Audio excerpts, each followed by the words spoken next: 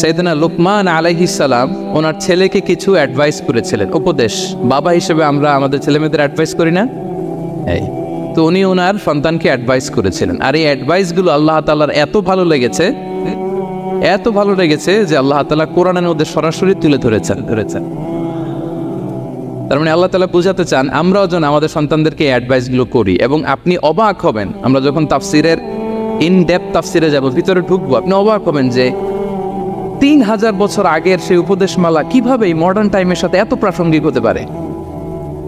আজ থেকে প্রায় 3000 বছর আগের piece of advises, 3000 years back in the history। এত আগের উপদেশ, দেখবেন যে মনে হচ্ছে বর্তমান সময়ের জন্য এই উপদেশগুলো আল্লাহ ধরে ধরে কোরআনে তুলে ধরেছেন। তো এই জন্য আমাদের ছেলে মেয়েদেরকে আমরা কি নসিহত করব, এত দিকে তাকানোর দরকার নাই। বাসায় যে সূরা লুকমান খুলবেন, 31তম সূরা, 12 নম্বর আয়াত থেকে 19 নম্বর আয়াত পর্যন্ত, এই 8টা আয়াত আল্লাহ যা বলেছেন আপনি আর ভাবি মিলে সন্তানদেরকে এটা শোনাবেন। গুড ইনাফ, আর কিছু লাগবে। প্রিয় ভাইয়েরা, সন্তান আল্লাহর দেয়া অনেক বড় নেয়ামত। আল্লাহু আকবার। নেককার সন্তান আল্লাহর কাছে চাইতে হয়, চেয়ে নিতে হয়। নবীরা দোয়া করেছেন, রব্বি হাবলি মিনাস সালিহিন, আল্লাহ নেককার সন্তান দেন। হে আল্লাহ, নেককার পুণ্যবান সন্তান দেন। আল্লাহ এমন সন্তান দেন যাদেরকে দেখলে আমাদের চোখ জুড়ায়। রব্বি জাআলনি মুকিমাস সালাতি ওয়া মিন যুররিয়াতি, আল্লাহ আমাকেও নামাজ কায়েমকারী বানান, আমার সন্তানকেও বানান। তো সন্তানের জন্য দোয়া করতে হয়, নেককার সন্তান চাইতে হয়। আপনারা যারা বিয়ে করেছেন এখনো সন্তান পান নাই, আল্লাহ তাআলা আপনাদেরকে অচিরেই এই সন্তান দান করে আপনাদেরকে ধন্য করুক। যারা এখনো বিয়ে করেননি, বিয়ের পরে আল্লাহ তাআলা আপনাদেরকে সন্তান দান করুক। এটা অনেক বড় নেয়ামত, এটা আল্লাহর কাছে চাইতে হয়। তো এই আলোচনাটা সবার সাথে প্রাসঙ্গিক। যারা বাবা তাদের তো লাগবে ইনস্ট্যান্ট, আজকে রাত্রে যেই শোনাইতে পারবেন। যারা বাবা হতে যাচ্ছেন তারাও আগে থেকে জেনে রাখলেন, ওয়েল প্রিপেয়ার্ড। আর যারা এখনো বিয়েই করেন নাই, প্ল্যান করে রাখেন যে এইটা আমি আমার ওয়াইফের সাথে প্ল্যান করে এই নাসিহাগুলো আমার সন্তানদেরকে আমরা শোনাবো। সবাই পড়ুন ইনশাআল্লাহ। এবার প্রশ্ন করে উত্তর দেন, সূরাটার নাম কি? মাক্কি না মাদানী? কত নম্বর সূরা কোরআনের? 31 নম্বর সূরা। আচ্ছা প্রিয় ভাইয়েরা, কালামুল্লাহ মাজিদে কোরআন আল কারিমে আল্লাহ তাআলা মানুষের নামে মোট 8টি সূরা দিয়েছেন। মানুষের নাম কয়টি? এর মধ্যে 6টি সূরা 6 জন নবীর নামে। 6টি সূরা 6 জন। সূরা হুদ, সূরা ইউসুফ, সূরা ইউনুস, সূরা মুহাম্মদ, সূরা নূহ, সূরা ইব্রাহিম। এই 6 জন নবীর নামে 6টা সূরা। আর মানুষের নামে মোট 8টা, নবীর নামে গেল 6টা, আর রইল কয়টা? 2টা। আল্লাহর প্রিয় ভাজন একজন বান্দা এবং একজন বান্দির নামে আল্লাহ আরো 2টা সূরা দিলেন। আল্লাহর প্রিয় বান্দি মারিয়াম আলাইহিস সালাম, ঈসা আলাইহিস সালামের মা, ওনার নামে একটা সূরা আছে না? কি নাম? সূরা মারিয়াম। আর আরেকটা হচ্ছে এই যে সূরা লোকমান, উনি কিন্তু নবী না। তাহলে আবার বলি, মানুষের নামে আল্লাহ তাআলা কোরআনে কয়টা সূরা দিয়েছেন? 8টি। এর মধ্যে 6টা দিয়েছেন 6 জন নবীর নামে, আর বাকি 2টা আল্লাহর 2জন প্রিয় বান্দাবান্দির নামে। একটা সূরা মারিয়াম আর একটা সূরাতু লোকমান। তো আমরা শুরুতেই জানবো যে এই লোকমান কে ছিলেন তিনি।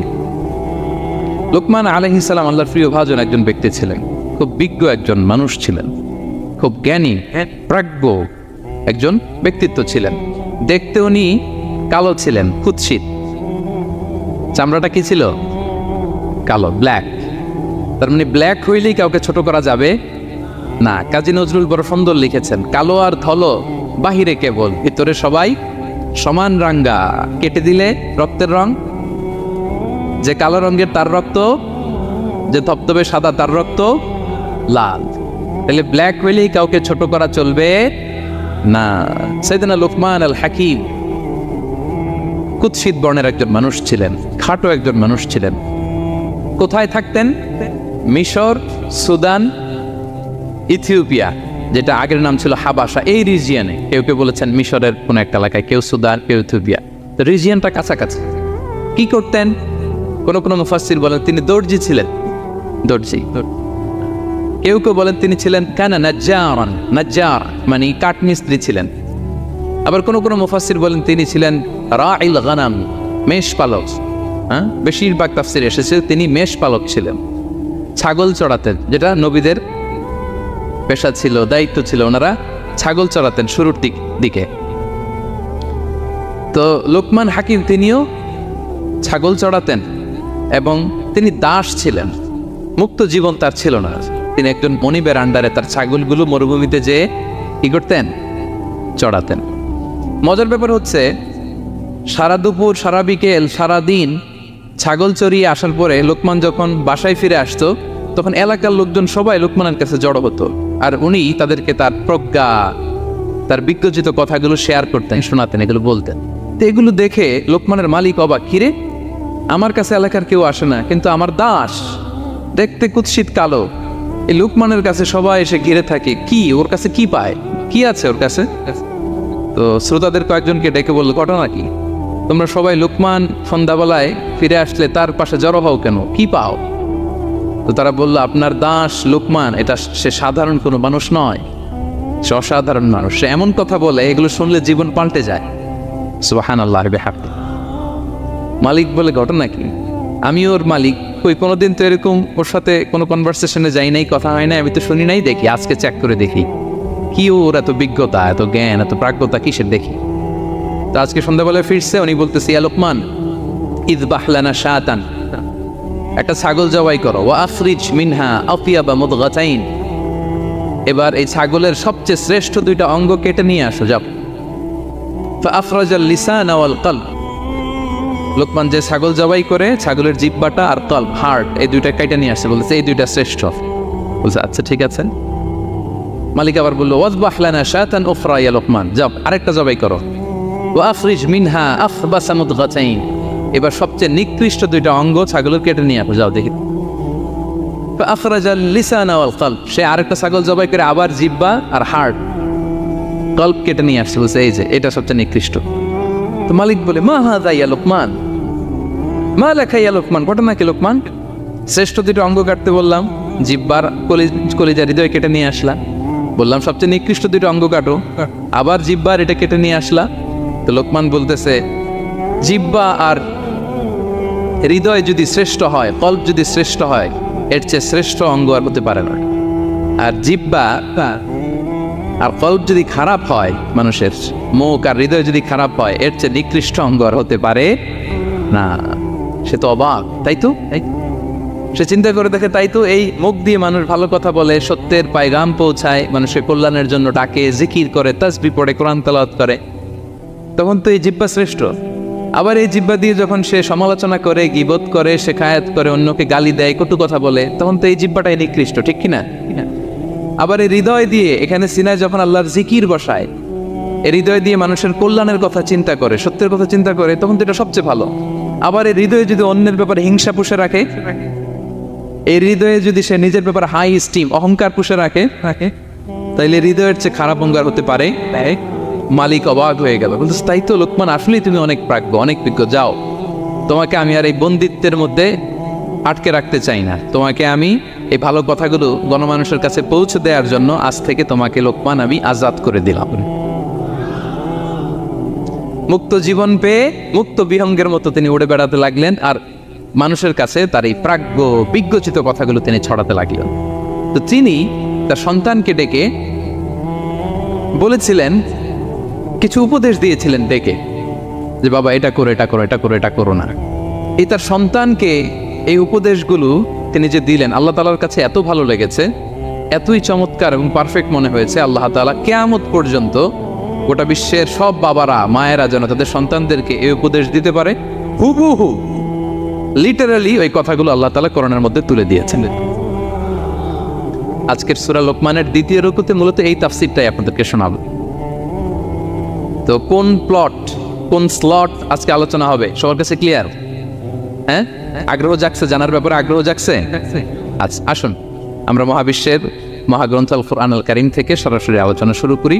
আমরা আউযু বিল্লাহ দিয়ে শুরু করি, সবাই পড়ুন, আউযু বিল্লাহি মিনাশ শাইতানির রাজীম, বিসমিল্লাহির রহমানির রহিম ولقد آتينا لقمان الحكمة أن اشكر لله ومن يشكر فإنما يشكر لنفسه ومن كفر فإن الله غني حميد سبحان الله পড়েন আল্লাহ তাআলা বলছেন ওয়ালাকাদ আতাইনা লুকমানাল হিকমা আমি লোকমানকে হিকমত দিয়েছি প্রজ্ঞা দিয়েছি আর বলেছি আনিশকুর লিল্লাহ লোকমান আল্লাহ শুকরিয়া করো ওমান ইয়াশকুর ফাইন্নামা ইয়াশকুরু লিনাফসি যে আল্লাহ শুকরিয়া করে সে তার নিজের জন্যই করে এটা নিজের জন্যই ভালো ওমান কাফারা ফাইন্নাল্লাহা গানিয়ুন হামিদ আর যে শুকরিয়া করে না শুকরি করে অকৃতজ্ঞ হয় তাহলে জেনে রেখো আল্লাহ তাআলা তিনি গানি অমুখাপেক্ষী তিনি হামিদ সদা প্রশংসিত সুবহানাল্লাহ পড়েন তাহলে আল্লাহ তাআলা বললেন আমি লোকমানকে প্রজ্ঞা দিয়েছি হিকমত দিয়েছি হিকমত শব্দের সাথে আপনারা পরিচিত আছেন না আমি লোকমানকে হিকমত দিয়েছি এটা অনেক দামি জিনিস সবার থাকে না হিকমত জিনিসটা কি না জ্ঞান হচ্ছে নলেজ আর হিকমা হচ্ছে বাংলায় বলে প্রজ্ঞা হ্যাঁ ইংরেজিতে বলে উইজডম দেখি কেউ বলতে পারে কিনা একজন আমাকে শোনান দেখি হিকমতটা কি দেখি কেউ কিছু বলতে পারেন কিনা হিকমত মানে ক্ষমতা একজন বলছে আচ্ছা আর অলৌকিক সামথিং আর শক্তি আর হ্যাঁ এদিক থেকে যোগ্যতা আর জ্ঞান ঠিক আছে আমার ভাইরা চেষ্টা করছে আলহামদুলিল্লাহ আচ্ছা হিকমত আর ইলমের মধ্যে পার্থক্য আছে হিকমা is something more than knowledge আজকে শিখে যান ইলম মানে যেটা জ্ঞান বা নলেজের সাথে যখন কমন সেন্স যুক্ত হয় তখন ওটা হিকমা হয়ে যায় সুবহানাল্লাহ কইতে বললেন না নলেজ আর common sense I repeat knowledge আর কমন সেন্স ইকুয়াল টু হিকমা বা উইজডম শুধু জ্ঞান থাকলেই হয় না জ্ঞানটা কিভাবে আপনি অ্যাপ্রোচ করবেন প্রচার করবেন প্রেজেন্টেশন করবেন উপস্থাপন করবেন এটা জানার দরকার আছে না নাই অনেকের অনেক জ্ঞান আছে কিন্তু কিভাবে বলতে হয় কতটুকু বলতে হয় এটা জানে না তাই না তাহলে জ্ঞানকে কাজে লাগানোর যে মেকানিজম যে কর্মকৌশল এটার নাম হিকমা আল্লাহ বলেছেন হিকমতের সাথে দাওয়াত দাও উদউ ইলা সাবিলি রাব্বিকা বিল হিকমা হিকমতের সাথে দাওয়াত দাও নামাজ পড়া ফরজ সবাই জানি না আমরা এটারে বলে ইলম কিন্তু নামাজটা কিভাবে পড়তে হয় রুকু কেমনে দিতে হয় সেজদা কেমনে করতে হয় সালাম ফিরায় কিভাবে এটা এক্সিট করতে হয় এই পুরো মেকানিজমটা জানার নাম হিকমা তাহলে knowledge plus common sense equal to হিকমা জ্ঞান আর কমন সেন্স একসাথে যদি হয় এটা উইজডম বা প্রজ্ঞা হিসেবে রিফ্লেক্ট করে বুঝতে পারছেন আল্লাহ বললেন আমি লোকমানকে প্রজ্ঞা দিয়েছি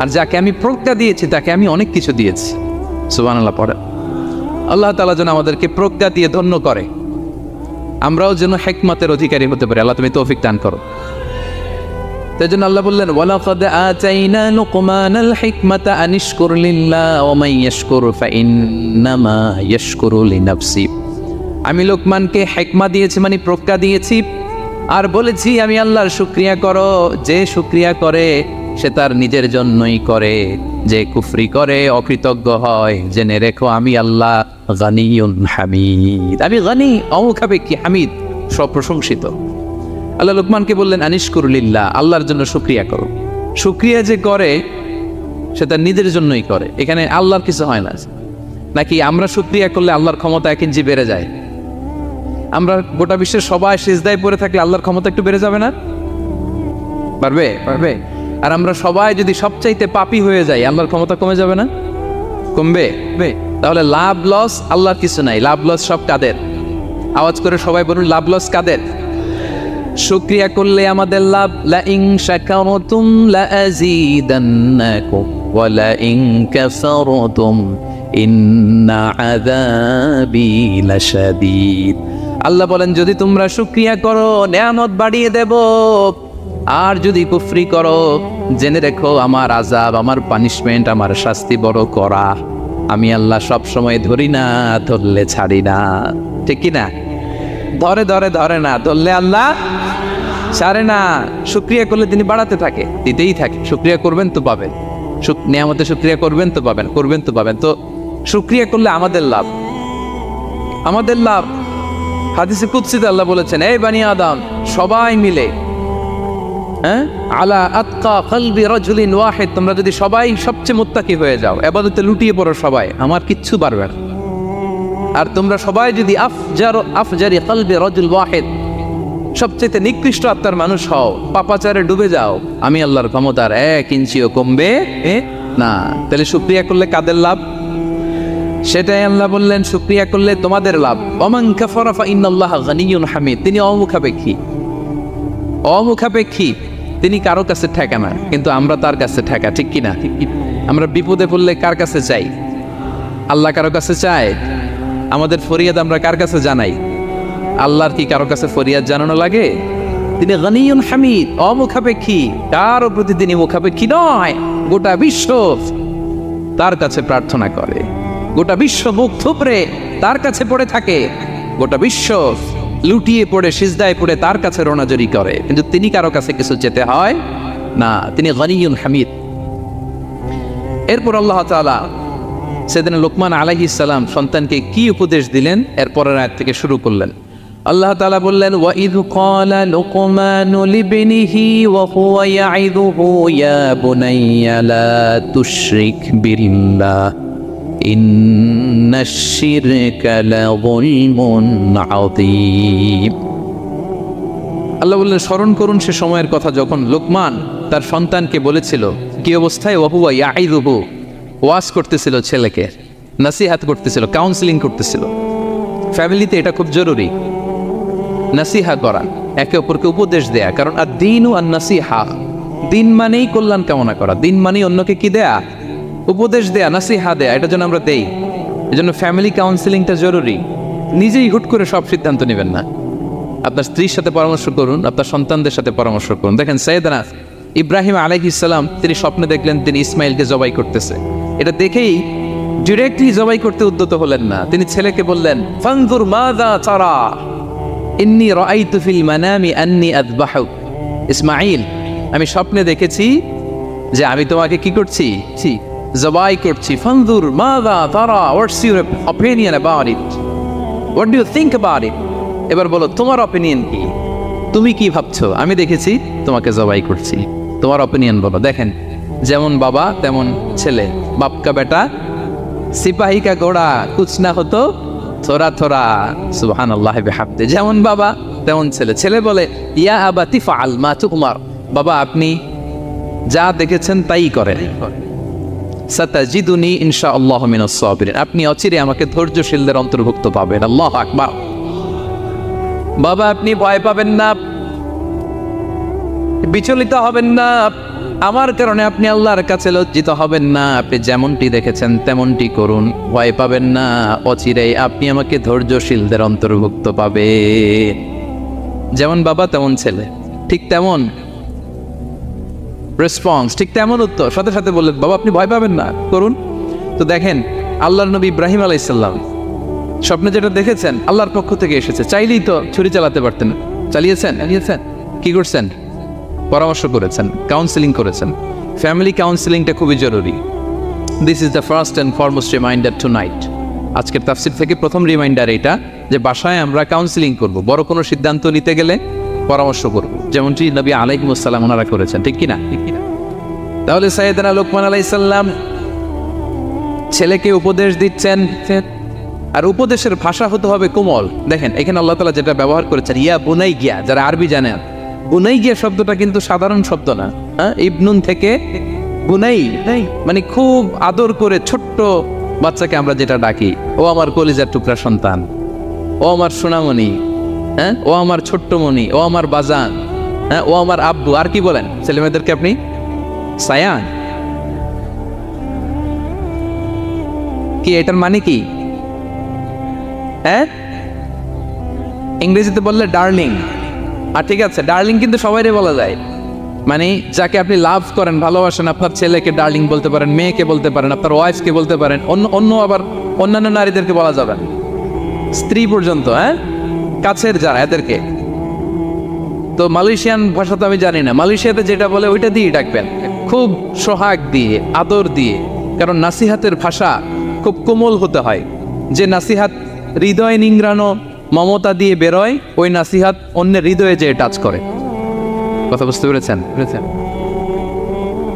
যেটা হৃদয় নিংড়ানো ভালোবাসা থেকে বেরোয় নাসিহাত, সেটা আপনার ছেলের হৃদয়ে যে টাচ করবে, ক্লিক করবে। আর যদি রেগে মেগে আগুন হয়ে ওরে ধরেন, নামাজ করলি না কেন, এটা করলি কেন, এমনটা হইলো কেন, ও শুনবে? শুনবে না, বিগড়ে যাবে। দেখেন সাইয়েদনা মূসা আলাইহিস সালাম এবং সাইয়েদনা হারুন আলাইহিস সালাম দুইজন মিলে যখন ফেরাউনকে দাওয়াত দিতে যাবেন, আল্লাহ বললেন, মূসা তোমার মেজাজ কিন্তু গরম, এই গরম মেজাজ নিয়ে ফেরাউনের দাওয়াত দিলে হবে? রব্বুল আলামিন বললেন, মূসা তোমার মেজাজ বড্ড গরম, কিন্তু তোমার জিহ্বাটা দিয়েছি আমি নরম। এই নরম জিহ্বা দিয়ে ফেরাউনের দরবারে যে যখন দাঁড়াবা, ফাকুলা লাহু কাওলান লাইয়িনান লাআল্লাহু ইয়াতাযাক্কারু আও ইয়াখশা। সুবহানাল্লাহ পড়েন। ফাকুলা লাহু কাওলান লাইয়িনা, সফট ল্যাঙ্গুয়েজ ইউজ করবা, কোমল ভাষায় দাওয়াত দিবা, নরম ভাষায় সফট করে, কোমল করে, ভদ্র করে ফেরাউনের কাছে প্রেজেন্টেশন দিবা। হতে পারে তোমার এই সুন্দর প্রেজেন্টেশনের কারণে ফেরাউন দাওয়াত কবুল করে নিতে পারে।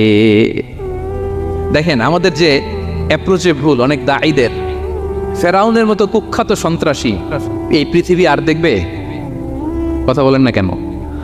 ফেরাউনের চাইতে বড় গডফাদার, ফেরাউনের চাইতে বড় সন্ত্রাস ডাকাত এই পৃথিবীতে আর দ্বিতীয়টা কেউ এসেছে?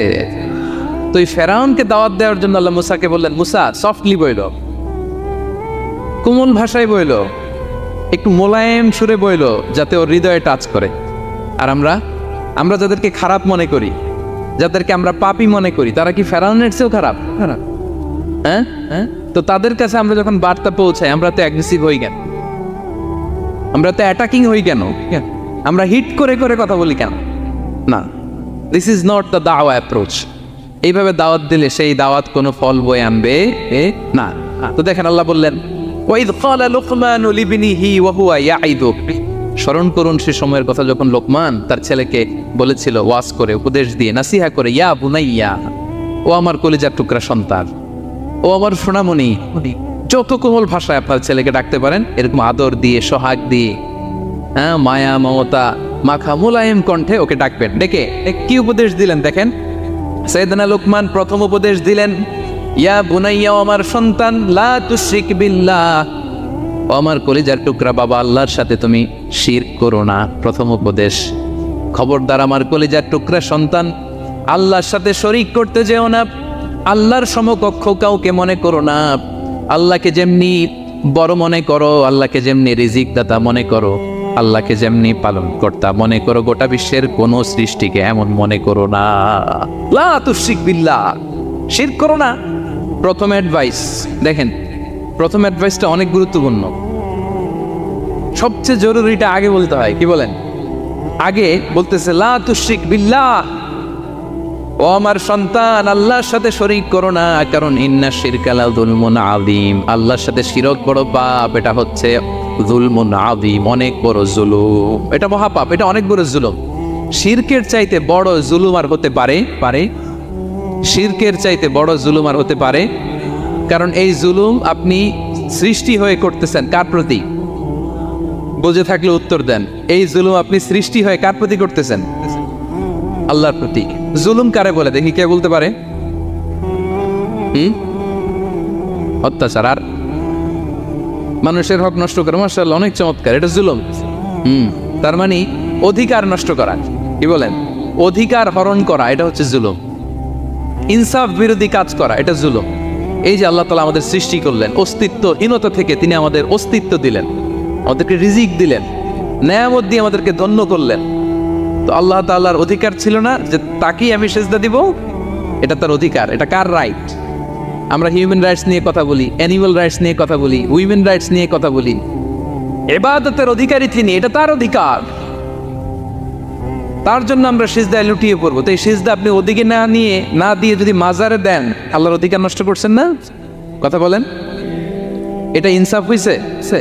যিনি রিজিক দিল, যিনি সৃষ্টি করলো, যিনি নিয়ামত দিল, তার ইবাদত না করে আপনার মতো আরেকটা সৃষ্টির সামনে আপনি এরকম নমস্ত নমস্ত গান, এটা তার অধিকার হরণ হয়েছে না?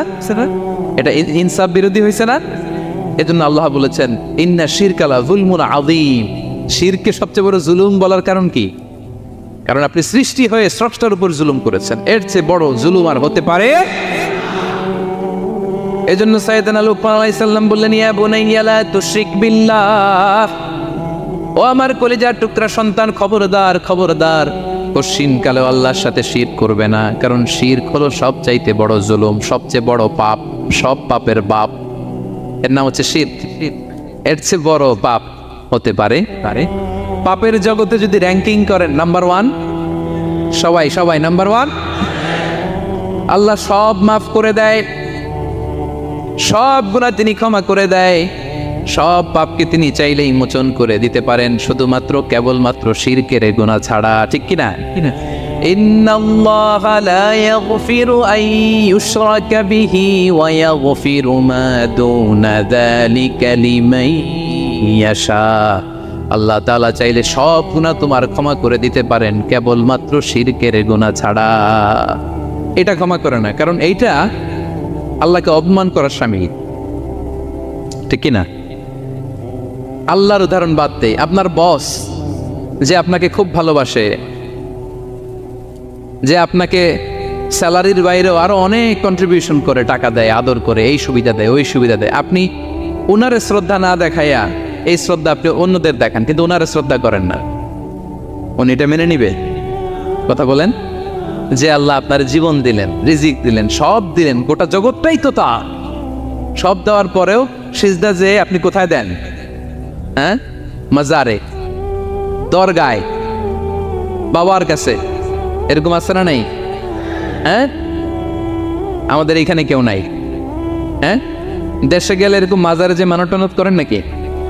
হ্যাঁ, মানত করেন? মাজারে সিজদা দেওয়া যাবে? চাইতে হবে একটা সত্তার কাছে, চিল্লায় বলুন তো তিনি কে? এজন্য বিশ্বনবী বললেন ইযা সাআলতা ফাসআলিল্লাহ, চাইলে আল্লাহর কাছে চাও। ওয়া ইযা ইসতাআনতা ফাসতাইন বিল্লাহ, সাহায্য যদি চেতে হয় একজনের কাছে চাইবা, চিল্লায় বলেন তিনি কে? নাকি বাবার কাছে? হ্যাঁ, দয়াল বাবা রে দয়া করো আমারে। আপনার বাবার যখন ডায়রিয়া হয় উনি চায় কার কাছে? আপনার বাবা যখন বিপদে পড়ে কাঁদে কার কাছে? এই জন্য আমরা চাবো কার কাছে? দয়াল আল্লাহ রে দয়া করো আমারে, এটা বলতে হবে। ঠিক কিনা? বলেন সবাই, দয়াল আল্লাহ রে দয়া করো আমারে। এজন্য এই জিনিসটা সাইয়েদনা লুকমান আলাইহিস সালাম প্রথমে ফোকাস করলেন, বললেন লা তুশরিক বিল্লাহ, ও আমার কলিজার টুকরা সন্তান, আল্লাহর সাথে শিরক করো না, খবরদার আল্লাহর সাথে কাউকে সমকক্ষ মনে করবা না, কারণ ইন্না শিরকা লা যুলমুন আযীম, শিরক হলো সবচাইতে বড় পাপ, মহা জুলুম। এই জুলুম আল্লাহর প্রতি করা হয়। তাহলে প্রথম উপদেশটা বুঝতে পারছেন আমার প্রিয় ভাইরা? আল্লাহর সাথে শিরক করা চলবে, চাইবো কার কাছে? সন্তান হয় না, কই চাবেন? নাকি মাজারে? মাজারে চাওয়া যাবে? বাবার কাছে চাওয়া যাবে? ছেলে সন্তান দেয় কে? মেয়ে দেয় কে? ছেলে মেয়ে দুটোই দেয় কে? ছেলেও দেয় না, আবার মেয়েও দেয় না। চিৎকার করে বলেন তো তিনি কে? আমরা তার কাছে চাইব, সব পরিস্থিতিতে আমরা একজনের কাছে চাইব, তিনি কে? আবার রব্বুল আলামিন বিশ্বনবীকে জানিয়ে দিলেন, ও নবী শোনো শোনো, তোমার আগে সব নবীকে আমি জানিয়ে দিয়েছি, লা ইন আশরাকতা লা ইয়াহবাতান্না আমালুকা ওয়া লা তাকুনান্না মিনাল খাসিরিন, তুমি যদি আল্লাহর সাথে কাউকে শিরক করে ফেলো তোমার সব আমলগুলো বাতিল হয়ে যাবে, কিয়ামতের ময়দানে তুমি হবা খাসিরিন, ক্ষতিগ্রস্ত, কিছুই থাকবে না। কিয়ামতের ময়দানে তুমি হবা হাই হাই কোম্পানির ম্যানেজার। যদি শিরক করো তোমার আমল বাতিল, খবরদার কিয়ামতের দিন তুমি হাই হাই করবে, অভাগা দুর্ভাগা হয়ে উঠবে।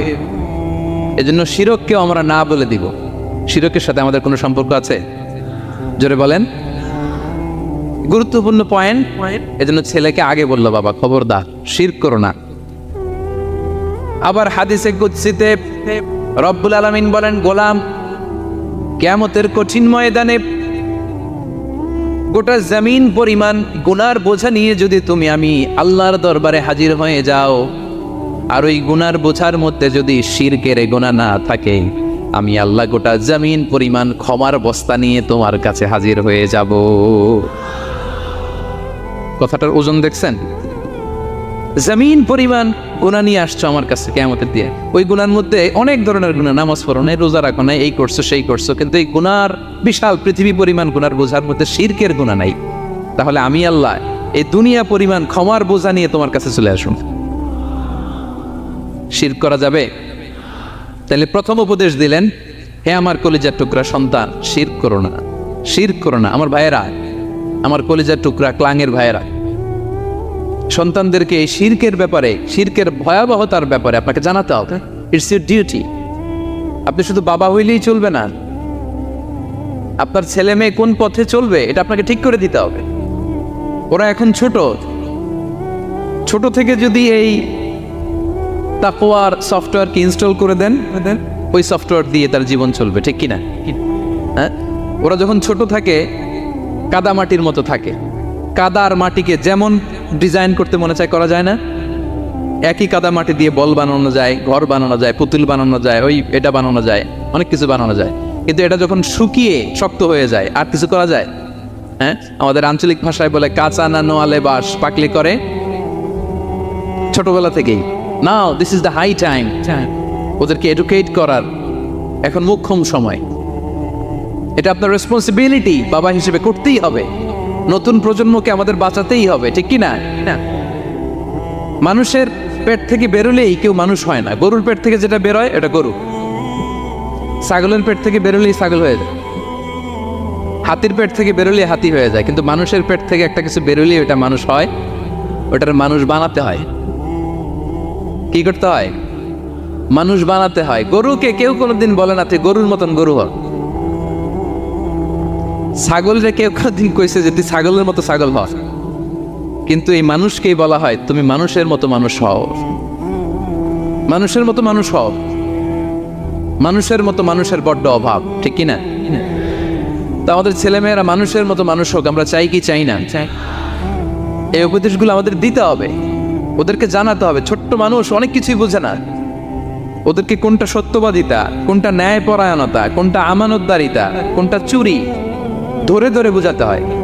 আমাদের ছোট্ট সোনামণিরা দেখবেন ছোটবেলায় ওই ছোট অবস্থায় যারা থাকে, ছোট স্কুলে যায়, স্কুলে যে আরেকজনের পেন্সিল ব্যাগে করে নিয়ে আসে দেখবেন। মানে ওরে দিচ্ছেন আপনি ব্লু কালারের, ওর এটা ভালো লাগে নাই, ওর ভালো লাগছে পিঙ্ক কালারের একটা, তো আরেকজনের পিঙ্ক কালারের পেন্সিল ব্যাগে করে নিয়ে আসছে, রাবার নিয়ে আসছে। ও খারাপ মনে আনে নাই, কারণ ও জানে না, ও ভাবছে যেটা সুন্দর লাগে ওইটাই মনে হয় আমার। কিন্তু অন্যের জিনিস যে না বলে নিয়ে আসলে এটাতে চুরি বলে, ও এটা জানেই না। তো এগুলো ওদেরকে জানানোর, শিখানোর দরকার আছে না? নাই? নাই। দায়িত্বটা কার? বাবা মায়ের। আমার প্রিয় ভাইয়েরা, সন্তানদেরকে যেন আমরা গাইড করি, ইনস্ট্রাক্ট করি, আমরা যেন ওদেরকে শিখাই কোনটা সত্য কোনটা মিথ্যা। এখন তো এই যে সোশ্যাল মিডিয়ার যুগ, এটা ছাড়া খেতেই চায় না, তাই না? ঘুমাতেই চায় না। সে কি দেখে এটা আপনার জানতে হবে। সে কোথায় যায়, সে কার সাথে মেশে, সে কোন সাইটগুলো ব্রাউজ করে, এটা বাবা হিসেবে জানার দরকার আছে না? নাই? প্যারেন্টিং কন্ট্রোলের একটা ব্যবস্থাপনা আছে, আপনি কন্ট্রোল করে দিতে পারবেন। আপনি সাইন করে দিবেন ইউটিউবে আপনার জিমেইল দিয়ে, ও কি দেখে আপনি সব চেক করতে পারবেন হিস্ট্রিতে। যুগ যেমন, ওই যুগের মেডিসিনও তেমন, ওইভাবে আপনাকে নিয়ন্ত্রণ করতে হবে। কারণ এই যুগে আমাদের তরুণ শিশু কিশোররা এত এত চ্যালেঞ্জের সম্মুখীন হচ্ছে যেটা আগে কখনো হয় নাই। The world is changing so fast, it's very difficult to handle our teenagers. ওদের প্রশ্ন শুনলে আপনি অবাক হয়ে যাবেন। আমি উত্তর দিতে পারি না মাঝে মাঝে, আমার ছোট মেয়ের অনেক প্রশ্নের উত্তর দিতে পারি না, মানে পারি, ও মানতে চায় না, আরবিও করে, এমন এমন কথা বলে যেগুলো আমরা 10-15 বছর বয়সেও শিখি নাই। আজকে 5-6 বছরের ছোট বাচ্চা, ছেলে মেয়ে আপনাকে এমন প্রশ্ন করবে আপনি অবাক হয়ে যাবেন। এজন্য ছোটবেলা থেকেই ওদের মন মস্তিষ্কের ভেতরে এই ইসলামের শিক্ষাটা ঢুকাই দিতে হবে। আমার ভাইয়েরা, ইসলাম সেটাই চায় যে এইমাত্র জন্মগ্রহণ করছে যে বাচ্চাটা, নবজাতক, নিউ বর্ন বেবি, ওর আমল নামা শুরু হয়েছে। সবাই বলেন, এইমাত্র ভূমিষ্ঠ একটা বাচ্চার আমল নামা শুরু হয়েছে। তারপর ইসলাম বলে ওর কানের সামনে আল্লাহু আকবার বলে আল্লাহর নামটা ঢুকিয়ে দাও। এখনো আমল নামা শুরু হয় নাই, এখনো ভালো খারাপের কিছুই হয় নাই, তারপরও আল্লাহ বলে দুনিয়াতে আসার সাথে সাথে আজান দিয়ে ইসলামের কথাটা কানের ভেতরে ঢুকায়া দাও। আমাদের দায়িত্ব হচ্ছে ওদেরকে এডুকেট করা। 1 নাম্বার উপদেশ তিনি দিলেন, লা তুশরিক বিল্লাহ, শিরক করো না, শিরক মহাপাপ। এই পয়েন্টটা বুঝতে পারছেন সবাই? উনি বেসিকলি ওনার সন্তানকে 9টা উপদেশ দিয়েছিলেন। কয়টা? সবাই বলুন, 9টা। এরপর আল্লাহ তাআলা আরেকটা এক্সট্রা উপদেশ দিয়ে দিয়েছেন, 9 আর 1 মিলে তিলকা আশারাতুন কামিলা, একেবারে ফাইনাল, 10টা হয়ে গেছে, পরিপূর্ণ। তো শিরকের ব্যাপারে সতর্ক করার সাথে সাথে আল্লাহ তাআলা নিজ থেকে একটা উপদেশ দিলেন। আল্লাহ তাআলা কি বললেন? রব্বুল আলামিন বললেন, ওয়াসাইনাল ইনসানা বিওয়ালিদাইহি হামালাতহু উম্মুহু ওয়াহানান আলা ওয়াহান ওয়া ফিসালুহু ফি আমাইনি আনিশকুর লি ওয়া লিওয়ালিদাইকা ইলাইয়াল মাসির। সুবহানাল্লাহ পড়ে। আল্লাহ বললেন, ওয়াসাইনাল ইনসানা বিওয়ালিদাইহি, শিরকের কথা যখন লোকমান সন্তানকে জানালো, এবার আমি আল্লাহ পৃথিবীর মানুষগুলোরে জানিয়ে দিলাম, খবরদার খবরদার, মা বাবার সাথে কখনো খারাপ আচরণ করো না।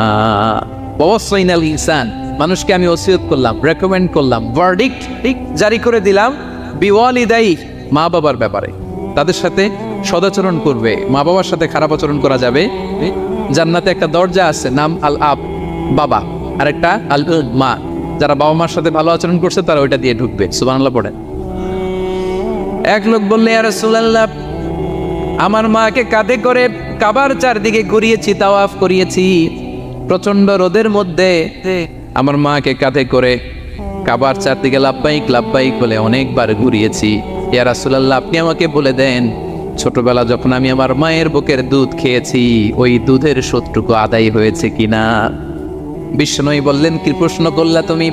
লাউ কাতাতা জিলদাক, তুমি যদি তোমার গায়ের চামড়া কেটে জুতা বানিয়ে দাও, চামড়াটা কেটে শুকিয়ে যদি জুতা বানিয়ে তোমার মায়ের পায়ের নিচে দিয়ে দাও, ছোটবেলায় মায়ের বুকের যে দুধ খেয়েছো, একটা দুধের 1 ঢোক দুধ খাওয়ার শোধ আদায় হবে না। 1 ঢোক যে দুধ খেয়েছো ওইটারই শোধ আদায় হবে। খবরদার খবরদার, বাবা মার ব্যাপারে সাবধান। বিশেষ করে মায়ের সাথে, দুজনের কথাই আল্লাহ প্রথমে বললেন, এরপরে বললেন বিশেষ করে মায়ের সাথে, কারণ হামালাতহু উম্মুহু, বাবা তোমারে পেটে ধরে নাই, পেটে ধরেছে কে?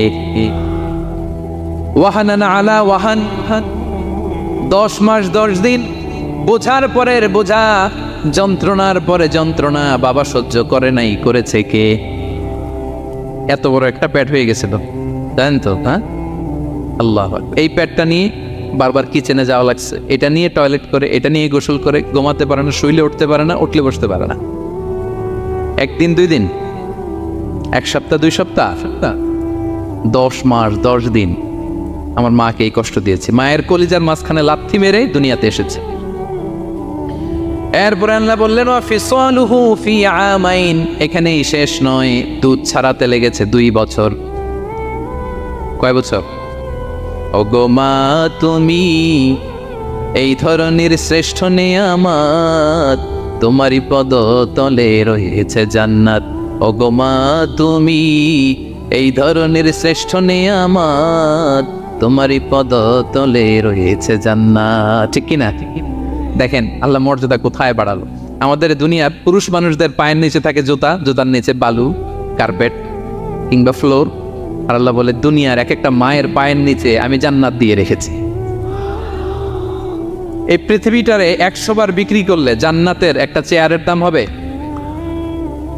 বুঝে শুনে উত্তর দিবেন। এই পৃথিবীটাকে, পৃথিবীর যে সম্পদ, এটা এস্টিমেশন করে, হ্যাঁ, 1000 বার বিক্রি করলে যে দামটা হবে, ওই দাম দিয়ে জান্নাতের একটা চেয়ারের দাম হবে? এই পৃথিবীরে 10,000 কোটি বার বিক্রি করলে যেই অ্যাসেট হবে, যে অ্যামাউন্ট হবে, ভ্যালিউ হবে, ওই দাম দিয়ে জান্নাতের একটা টেবিলের দাম হবে? আর যেই জান্নাত, পুরো জান্নাতটা মায়ের পায়ের নিচে পড়ে আছে, ওই পা দুইটার দাম কত? সুবহানাল্লাহ পড়বেন না? মা বাবার দোয়া অনেক বড় দোয়া। কখনো যেন আমরা বেয়াদবি না করি, কখনো যেন তাদের মনে কষ্ট না দেই। সব সময় যেন তাদের কাছ থেকে দোয়া নেই, পারা যাবে? এটা আল্লাহ তাআলা ঢুকিয়ে দিলেন। তাহলে সাইয়েদনা লোকমান প্রথমে বলল, বাবা শিরক করো না। এরপরে রব্বুল আলামিন বললেন, শিরকের পরে তোমাদের সবচাইতে বড় দায়িত্ব যে বাবা মা তোমাদের জন্য এত কষ্ট করেছে, তাদের সাথে খারাপ আচরণ করো না। দুইটা হয়ে গেল, কয়টা? আওয়াজ করে বলেন কয়টা? 3 নম্বরে সাইয়েদনা লোকমান আলাইহিস সালাম ছেলেকে বললেন, ইয়া বুনাইয়া ইন্নাহা ইতাকু মিসকালা হাববাতিন মিন খারদালিন ফাতাকুন ফি সখরাতিন আও ফিস সামাওয়াতি আও ফিল আরদি ইয়াতি বিহাল্লাহ ইন্নাল্লাহা লাতীফুন খাবীর। 3 নম্বরে সাইয়েদনা লোকমান বললেন, বাবা সরিষার দানা পরিমাণ কোনো ভালো কাজ যদি তুমি করো কিংবা খারাপ কাজ যদি তুমি করো, সেটা যদি মাউন্ট এভারেস্টের উপরে উঠে করো কোনো খারাপ কাজ, আও ফিস সামাওয়াতি মহাশূন্যে যে যদি করো, আও ফিল আরদে জমিনের অতল গহ্বরে কোনো সুড়ঙ্গ বানিয়ে সেখানেও যে যদি কোনো পাপ করো, ইয়াতি বিহাল্লাহ সেটাও আল্লাহ নিয়ে আসবে। কোনো পাপ বা কোনো ভালো কাজ আকাশে উঠে, পাহাড়ে উঠে কিংবা সুড়ঙ্গ করে জমিনের ভিতরে ঢুকেও যদি করো, কিয়ামতের দিন আমলনামায় সেটা দেখতে পাবে। সুবহানাল্লাহ পড়বেন না? কারণ ইন্নাল্লাহা লাতীফুল খাবীর, তিনি হলেন লতিফ সূক্ষ্মদর্শী। যত ছোট কাজই করো না কেন তার চোখে ফাঁকি দেওয়া যায়। তার মানে 3 নাম্বার উপদেশে সাইয়েদনা লোকমান তার ছেলেকে আল্লাহর শক্তি, আল্লাহর ক্ষমতার ব্যাপারে একটা ধারণা দিচ্ছেন।